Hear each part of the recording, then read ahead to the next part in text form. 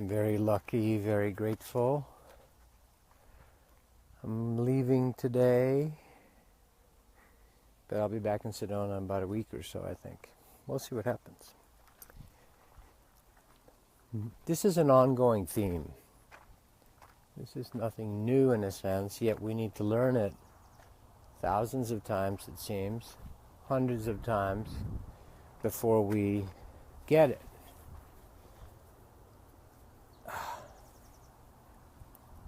Which is, even something like this shirt, belief systems are over, isms are outdated, MrTees.threadless.com, I think is where Duncan and I have the t-shirts. I'll put a link. Even this can trigger people. What do you mean? What is that? Huh? Of course I believe in stuff. You know, so this truth of belief systems are like clothing. You put them on and experience that belief system. It's a lie. It's a lie.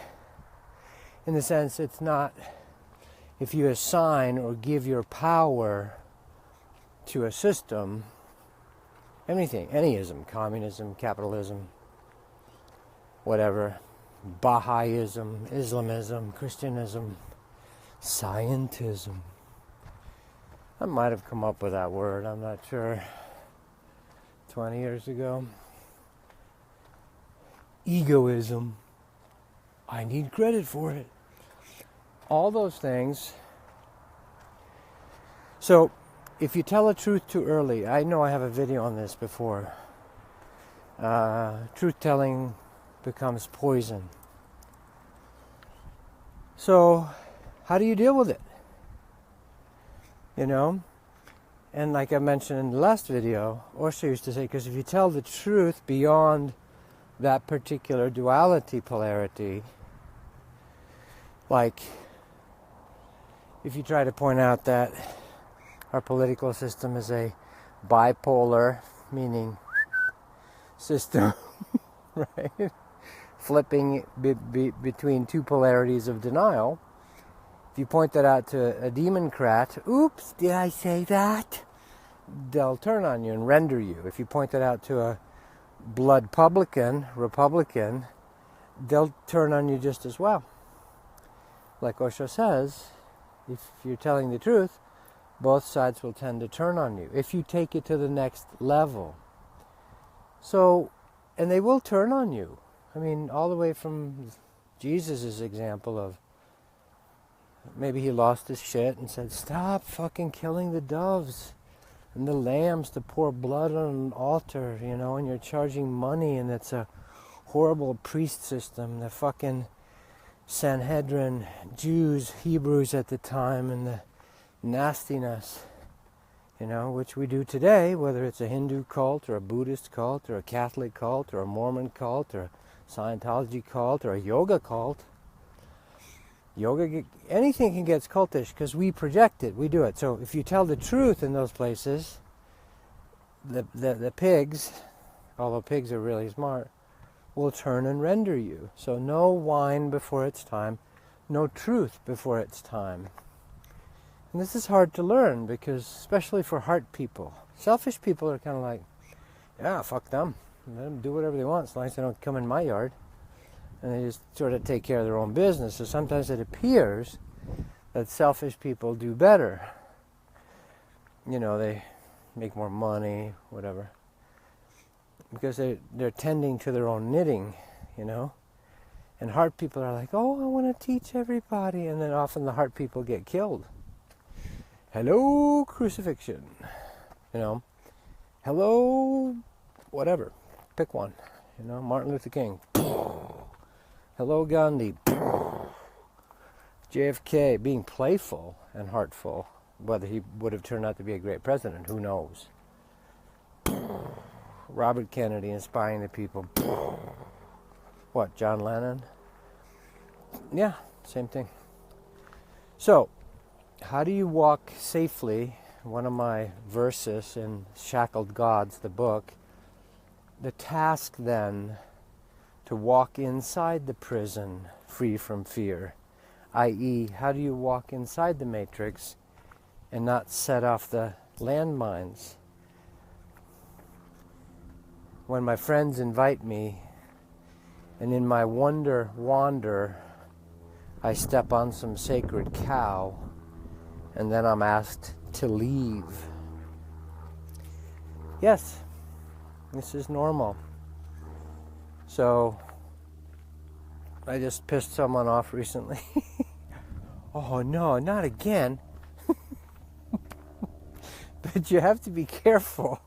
That's why humor is one of the only safe places. Like, you can make fun of it and go, well, just kidding. Oh, okay, he's just kidding.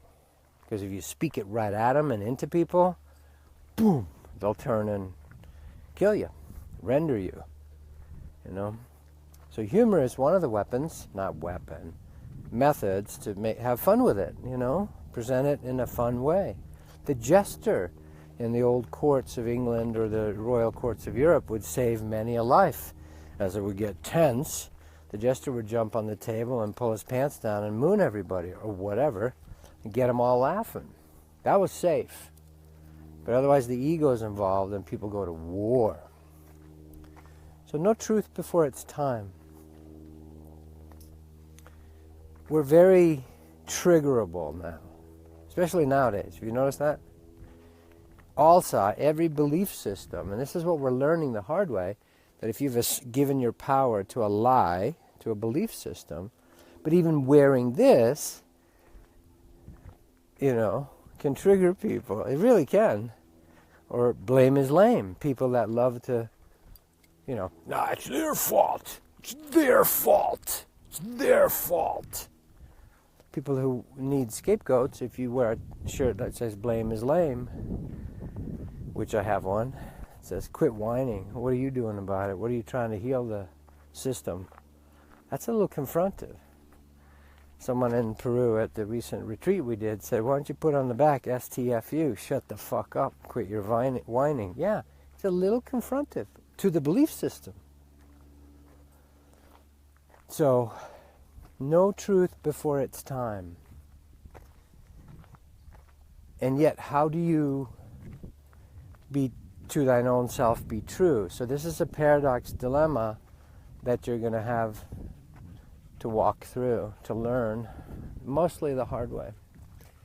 So often that normal horns of a dilemma, that's the horns of a dilemma, by the way, Italian protection sign, you know, warding off evil, ancient Vedic Hindu mudra, not the sign of the devil's horn, unless you want it to be. Symbols are for the symbol-minded.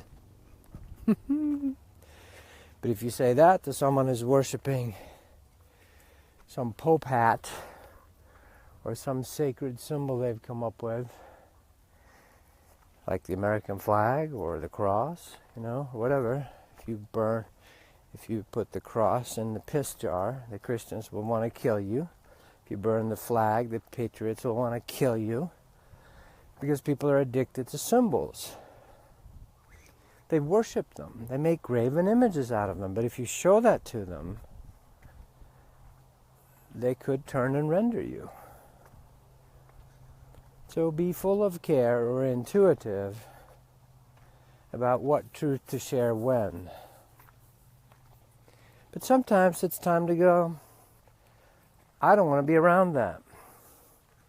I know how to do this. I could walk with a white supremacist, literally, true stories by the way, in the park with our dogs.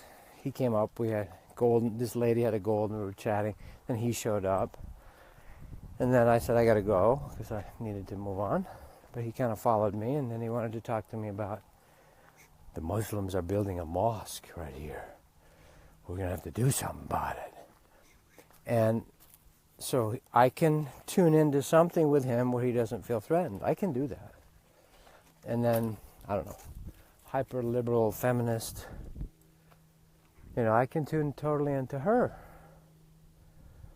and make her feel comfortable. I know how to do that. It's part of my training. I can placate and find massive points where they're like, oh yeah, you're afraid, you're one of us.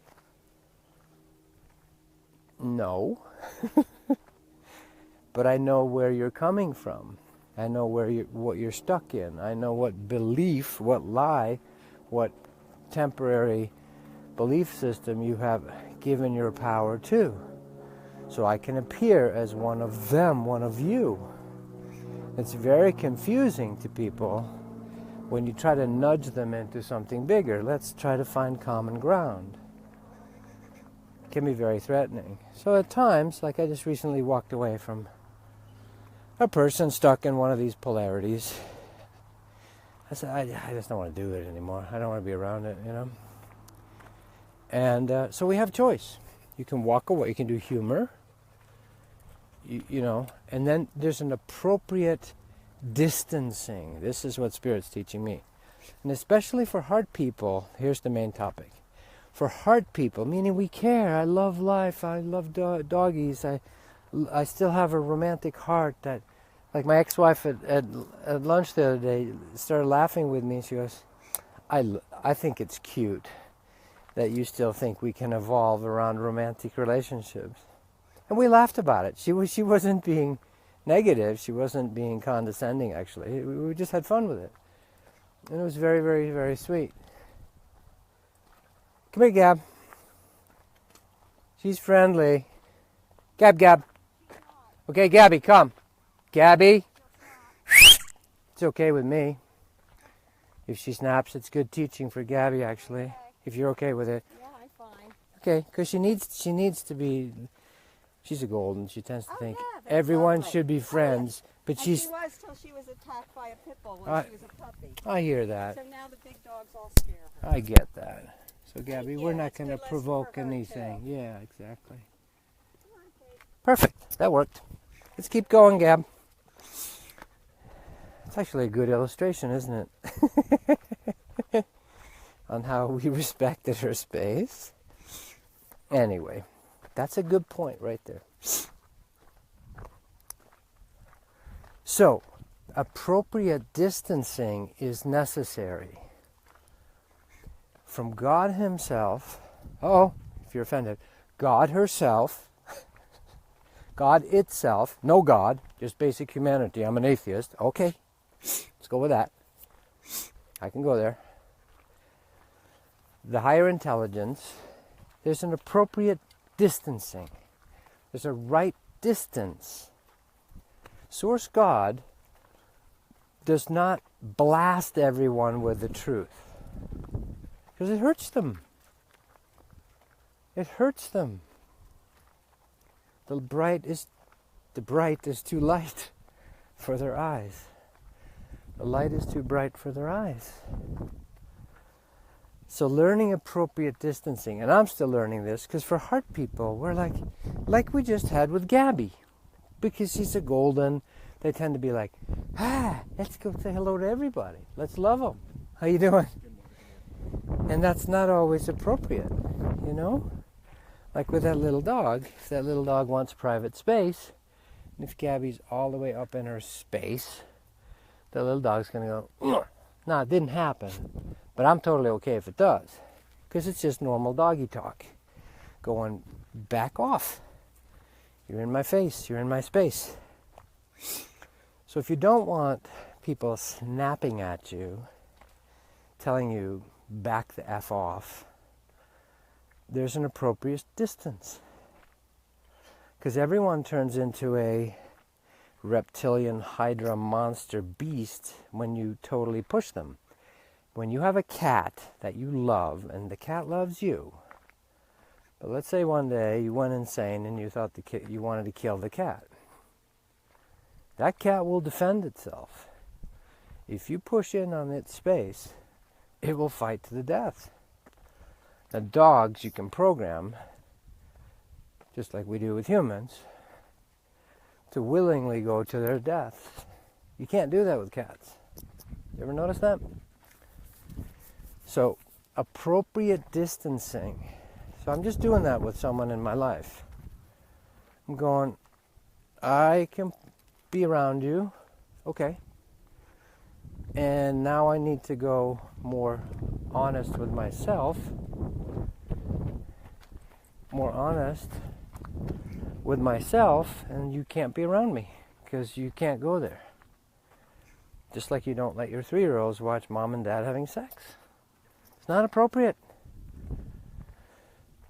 So it's not appropriate to share super wisdom or certain things. That's why God can't reveal himself, herself, itself to you, because it would scare you so much you'd shit your pants and fall over and die, potentially. Therefore, belief systems like no one can look upon the face of God and survive. It's not totally true. Very few people, I would say, from the level I'm at, can do that.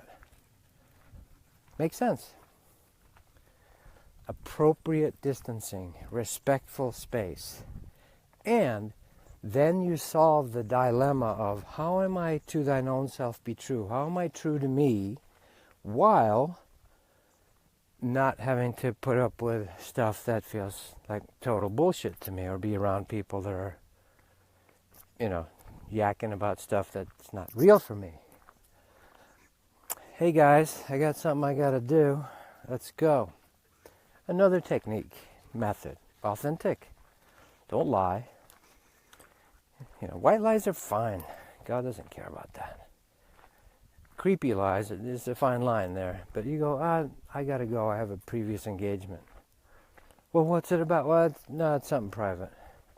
Yeah, I need to go spend time with my soul, because this is fucking toxifying me listening to you guys. There you go. That's another method. Appropriate distancing is a huge thing. Actually, the God of this solar system had to learn that for himself. I say him. It's really gender neutral. But it's mostly father, son, mother, space. Space itself, the deep void, is mother. Matrix, the magnetic, the magnifying. And the sun is the solar, the light. That's the male principle. Doesn't that make sense? When you're playing golf, the cup is the mama, the little ball is the seed. It's everywhere. Why do you think men are obsessed with it? Get the ball in the hole. Right? I mean, it's all Freudian. Sure, absolutely. So appropriate distancing. So surrendering to appropriate distancing.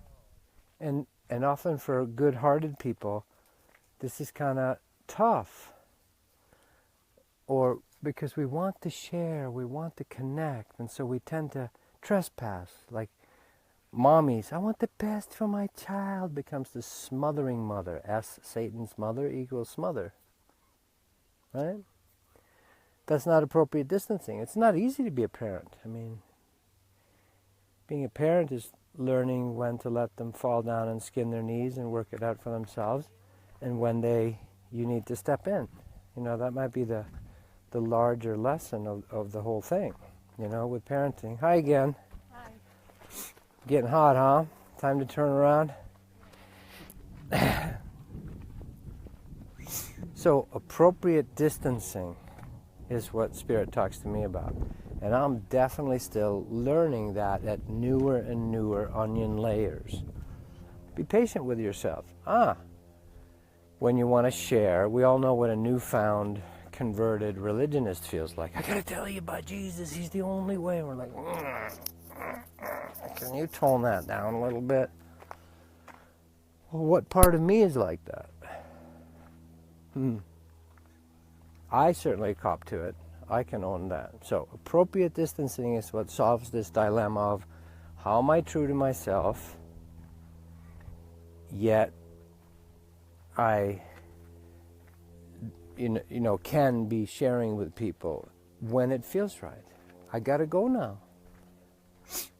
There's psychiatrists that spend their whole careers on this, like I'm a sensitive person and I can't be around others so long, so I give myself a rule as I go to the party. I can only stay for an hour and a half and then I leave. Because otherwise I get sucked into people's energies and I have to go to detox for 3 days afterwards. Whatever tools you need. Whatever tools you need. So the over-hearting, the over-enthusiastic heart often gets bit. just like Gabby. Oh, I want to rush up on that puppy. And the little Jack Russell is like, back off. Because they've been traumatized. Like she said, she used to be totally friendly until a pit bull attacked her, and now all big dogs scare her. That's trauma. That's programmed trauma. Most humans are still completely full of karma, trauma, and drama. Karma, they're full of trauma that creates the karma that then unconsciously spews the drama. Yeah. Appropriate distancing. Feel it in your life. Then it starts working. So I'm distancing a friend, and part of my heart is still that over-hearting going, oh, I got to work it out and explain it to him. And God's like, shut the fuck up, be quiet. Let them feel their side of it. You know, Spirit's telling me that. Leave it alone. Leave it alone. Because the over-hearting me is like, no, I want to rush in there and make friends and work it out and all that. I used to do that. First 35 years of my life, I would do that everywhere. I'd work it out, clean it up, make them like me, you know, so I felt safe, right? Because if everyone likes me, then the tribe won't kill me. They're not going to all like you. That's what Spirit God Source had to tell me about 4 years ago. And it gave me great chances with several people in my life that I'd been relatively close to, or close to, soulmates, that had to be Judas principle, or turn on me, or attack me. Not all of them was because I was up in their space, but it was also because I was not being wise about how much I was sharing with people. If you share too much, their belief system will rear its head and attack you. And then there's also collective programming. The collective mob will attack anyone that shines their bright light. Baba used to say, the jackals howl at the moon. It's just spiritual physics. If you shine your light really bright, the jackals will tend to go, right? That's all that trolling shit you get on the internet or YouTube.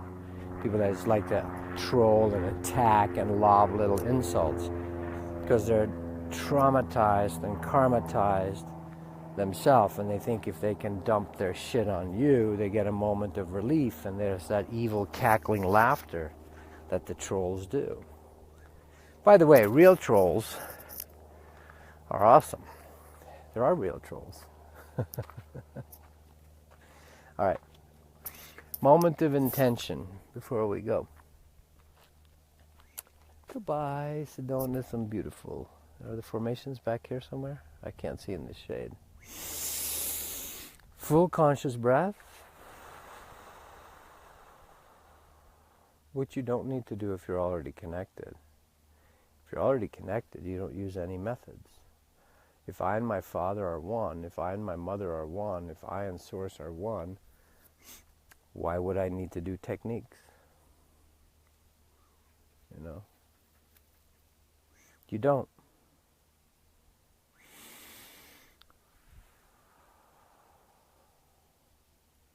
And in the emptiness of the nothing at the end of the out-breath, I want truth. Truth moment. Truth momentum. Keep it going. By the way, this ancient mudra symbol is now being touted as a white supremacist symbol because a couple of Trump's appointees used it or something, and Trump does it, so now it's the white supremacist symbol. Again, fear, paranoia, fear porn. So I want more A-OK, I forget the Jnana Mudra or whatever it's called, Korana Mudra. This is truth. This is an ancient Buddhist. Look at Buddha statues. He's doing this. Is he a white supremacist? I'd say probably not. So a moment of intention. Intend for more truth to be revealed on the planet.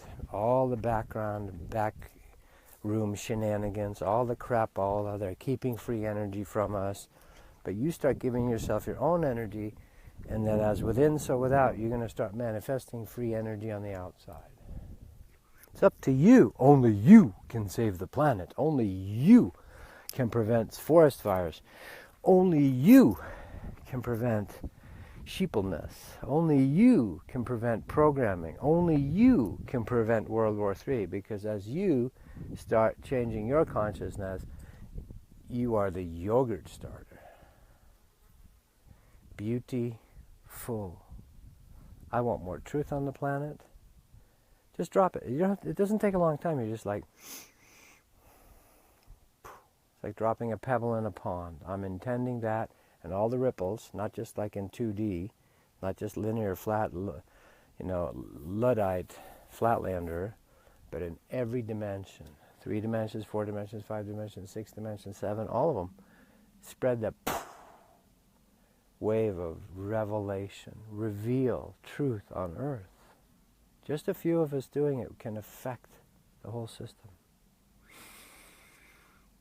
So may it be. Much love. More later.